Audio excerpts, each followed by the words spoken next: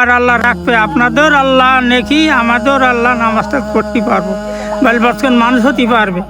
বা আমাদের আল্লাহ রহমতে ইচ্ছা আছে যে কদিন বাঁচি আমরা যেন এই জায়গায় নামাজ কালাম পড়িয়ে বা ছেলেপিলেগুন মানুষই আমরা আল্লাহ কবরে যাতে চাই, বা আমাদের ইচ্ছা।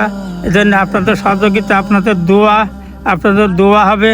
আপনারা যে যা পারেনের লক্ষ্য করে আমাদের এই ঘরটা ভেঙে ফেলেছি, ঘরটা করে দেওয়ার জন্যে আপনার কাছে আহ্বান জানাচ্ছি। এই বলে আমার বক্তব্য আমি আল্লাহর রহমতে শেষ করি।